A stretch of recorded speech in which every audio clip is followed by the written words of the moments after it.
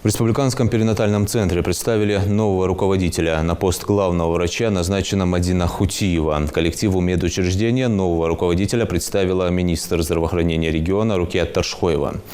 Мадина Хутиева за свою профессиональную деятельность работала на разных должностях. Начинала с врача-педиатра Назрановской городской больницы. Была заместителем главного врача Республиканской детской поликлиники. До назначения работала врачом Федерального научного клинического центра детей и подростков ФМБА России. Является кандидатом медицинских наук. Она действующий главный специалист Москвы по детству. Главный. Поэтому, несмотря на все это, она является председателем аккредитационной комиссии. Ее нам, кстати, рекомендует Москва. Мадина Сарубековна приехала, чтобы помочь нам помочь выстроить Шин, Могочуа, Шин, Хоучуа, поделиться с нами своим опытом, огромным опытом. Она в последнее время работала в Москве, но я вам хочу сказать, вы многие, наверное, ее знаете. Ее трудовая деятельность началась здесь, в нашей республике, поэтому систему всю знает.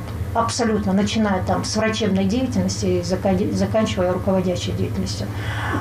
Со всем этим она знакома. Я знаю, что это очень сложная такая ниша в здравоохранении. Но, тем не менее, я одна, наверное, из вас. Я родилась здесь, я выросла здесь. Какое-то время работала здесь. И не только со стороны знаю проблему, которая здесь происходит. Поэтому я думаю, что мы, наверное, будем с вами работать в команде, соблюдая все принципы этики, деонтологии. И, конечно, в первую очередь, это преемственность в нашей работе. Будем, как говорила Рукият Магометовна, стараться исправлять те ошибки, которые у нас были, и не делать их больше. Сынигат д наха шуан маснян на егюш, сейкам на егюш и бог дахю.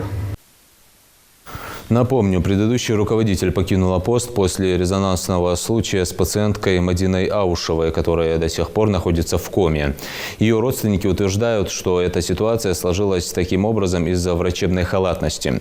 Дело передано в прокуратуру республики. На фоне этого случая стали поступать многочисленные жалобы жителей республики на качество оказываемых услуг. Я не хочу с вами обсуждать этот случай, потому что этим случаем занимаются компетентные органы, вы это знаете. Очень много и структурных организаций, и Росздравнадзор, и другие такие же учреждения, как наши, только с других субъектов. Мы сейчас положили под микроскоп свое учреждение. Хотим мы, не хотим, все наши женщины, они идут именно в ваше специализированное учреждение. И, конечно, очень плачевно, что у нас вы оказываете же медицинская помощь, вот на таком уровне оказалась. Я что хочу сказать, у вас очень много людей, как и в других учреждениях, совместителей. Такая работа не пойдет. Вы должны определиться, где ваша основная работа. И работать по 2 ставки, по 3 ставки. Физически это невозможные вещи, но вы же это умудряетесь это делать. Как вы это делаете, я тоже не знаю. Поэтому давайте мы сделаем так. Ни одного совместителя здесь не останется.